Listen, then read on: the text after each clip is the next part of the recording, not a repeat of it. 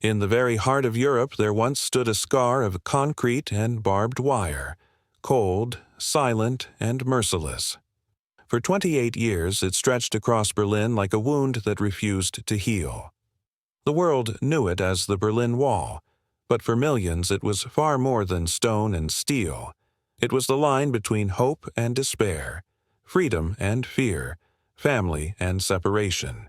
By day, armed guards with rifles and dogs patrolled its length. By night, searchlights swept across the shadows, hunting for anyone desperate enough to try to cross. People risked everything, jumping from windows, tunneling underground, even building makeshift balloons to escape East Germany's grip. Many succeeded, many more never returned. And yet, for all its power, the wall could not erase one truth. Berlin was one city, one people, one soul, split by politics but bound by history. Behind the silence of oppression, whispers of change began to rise, until one unforgettable night when the unthinkable happened. On November 9, 1989, the world witnessed a moment that defied expectation, a night when a wall meant to last forever crumbled in the hands of ordinary people.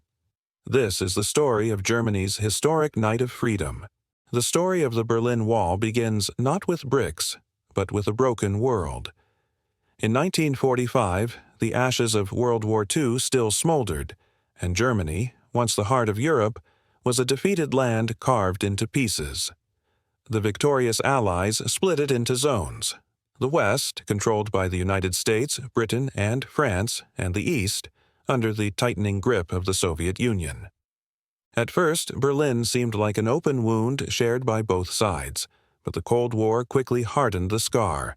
Two Germanys emerged, two worlds standing side by side: West Germany, fueled by democracy, booming industry, and Western aid, and East Germany, locked behind the hammer and sickle of Soviet communism, where every street was watched, every word censored, and every dream of freedom branded as treason.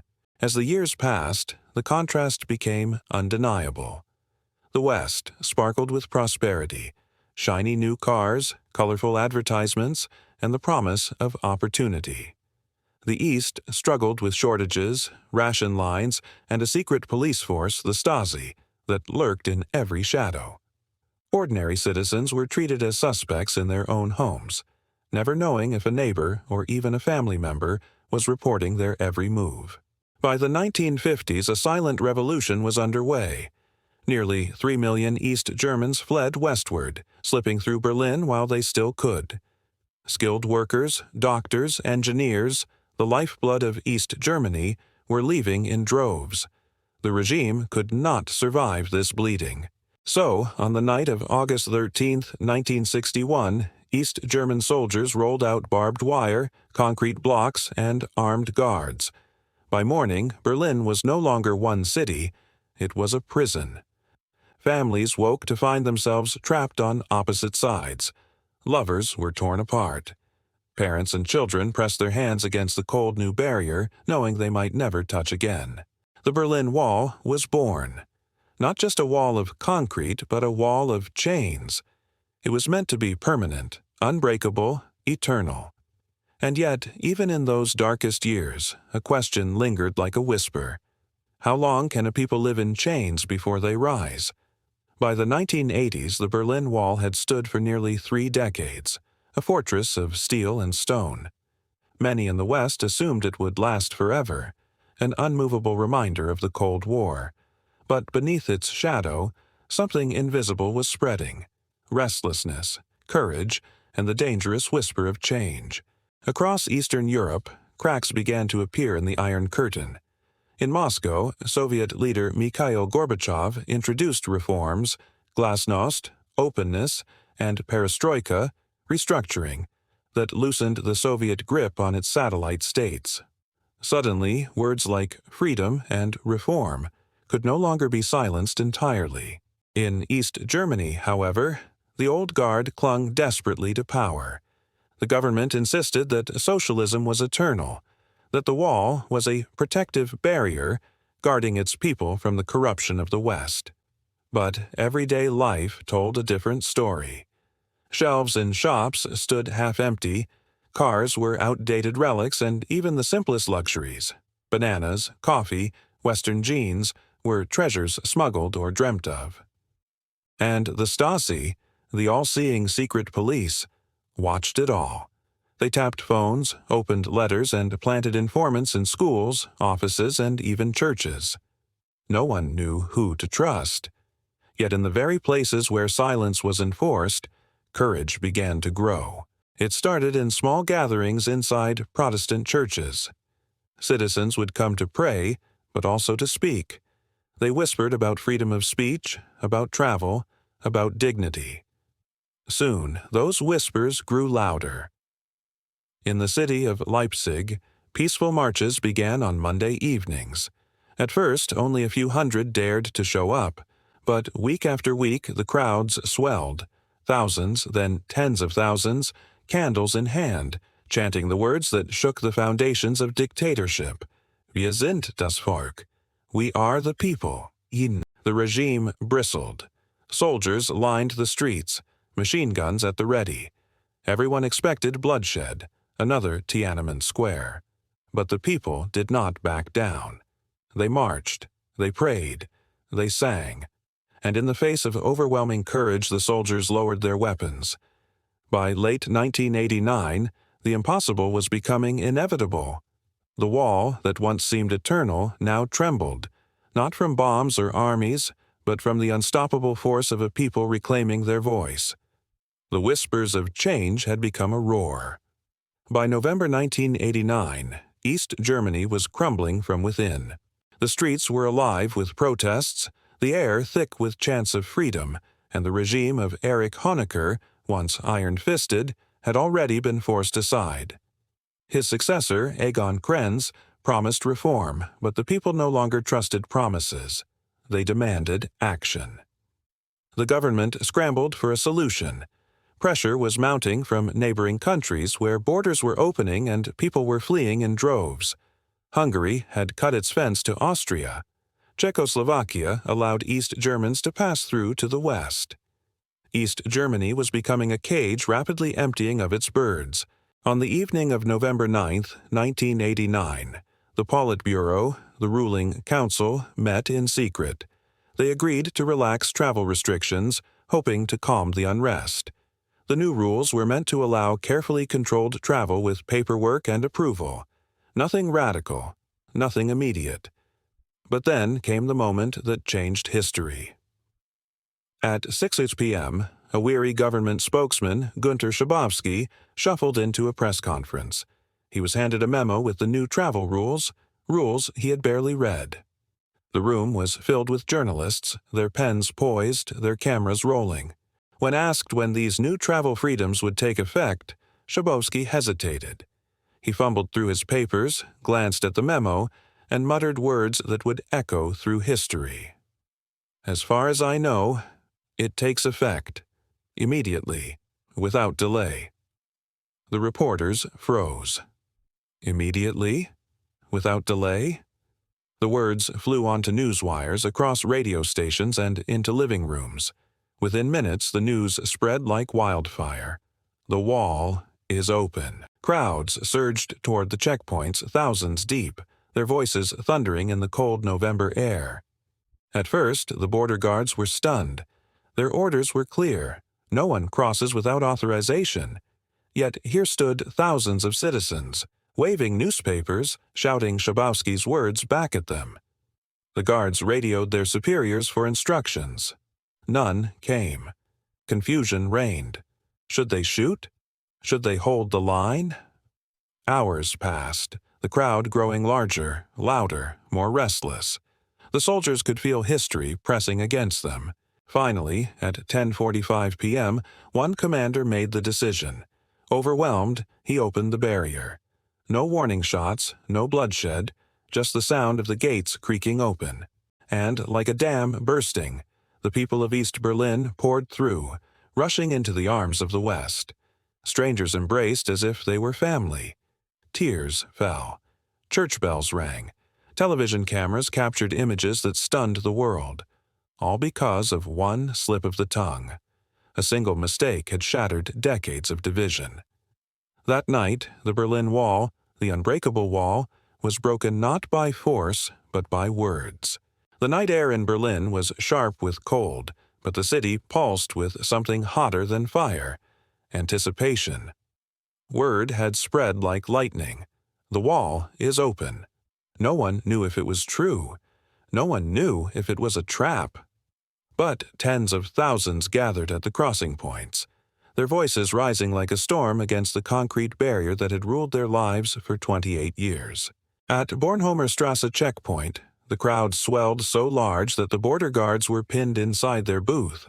Families pressed forward, children on their shoulders, old men with tears already in their eyes. They carried nothing but hope. Hope and the memory of those who had died trying to cross before them. Inside the guard stations, panic reigned. Orders were unclear. Radios buzzed with silence from higher command. Soldiers, trained to shoot anyone who tried to escape, suddenly found themselves staring into the faces of thousands of unarmed men, women, and children. The wall had always been enforced with fear, but fear was no longer enough. At 10:45 p.m., the unthinkable happened. One officer, Colonel Harold Yeager, looked at the surging sea of humanity, at the desperation in their eyes, and made a choice. He gave the order: "Open the barrier." The gates swung wide. What followed was not chaos, but euphoria. People flooded through the checkpoint, running, laughing, crying. Strangers embraced like long-lost family. Cars poured into West Berlin, their tiny two-stroke engines honking in triumph, filling the night with a sound Berlin hadn't heard in decades: joy. Crowds climbed onto the Berlin Wall itself, defying the snipers and searchlights that once made such an act unthinkable. They sang songs, waved Germany flags, and raised bottles of champagne in victory. The once deadly barrier had become a stage for celebration. Then came the hammers. Ordinary citizens with chisels, axes, and even bare fists began hacking at the concrete. Sparks flew, chunks of the wall tumbled down. Every piece chipped away was more than stone.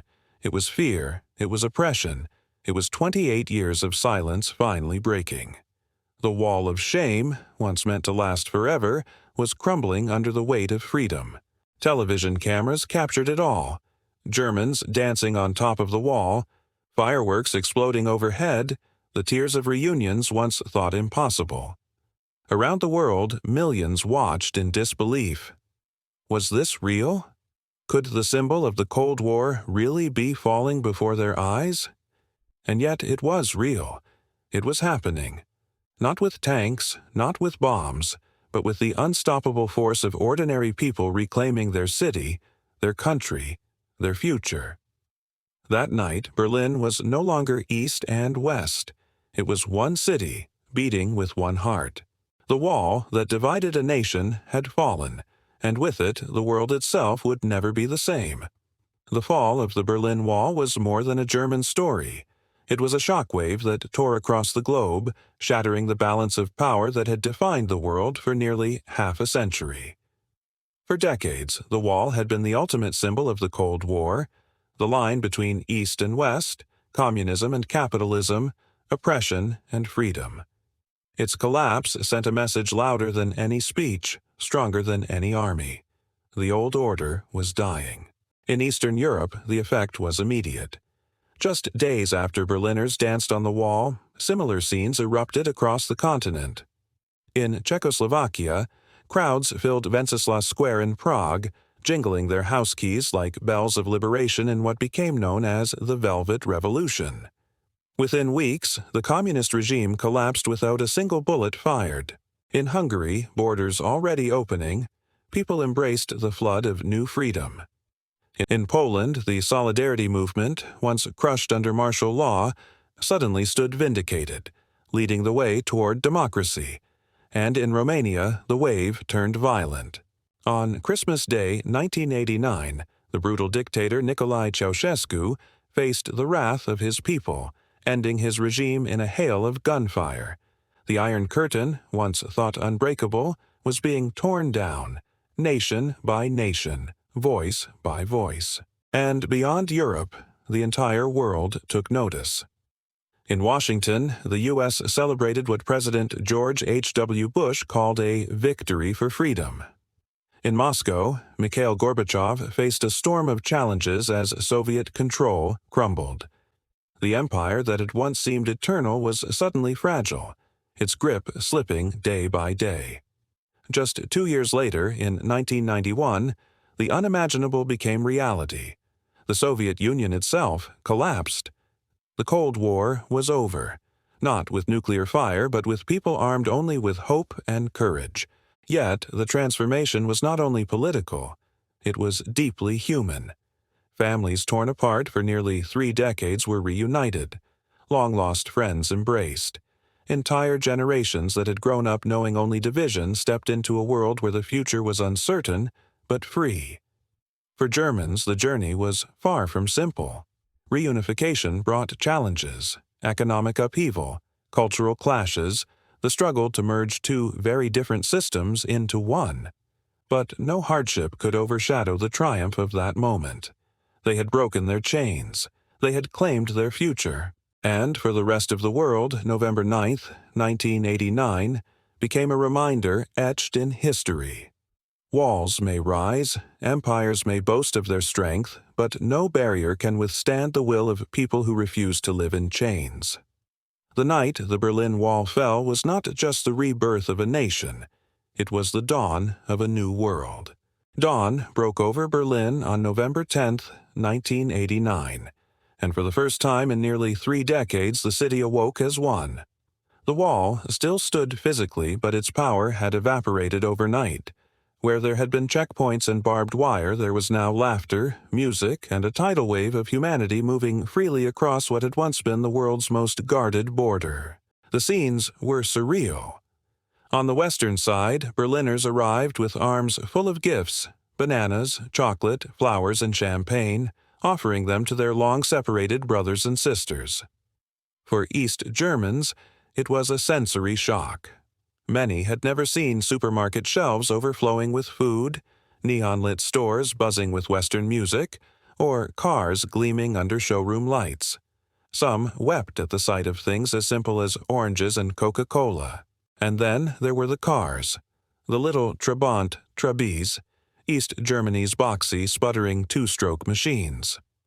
Overnight, thousands of them coughed and rattled across the border, filling West Berlin's streets with smoke and joy.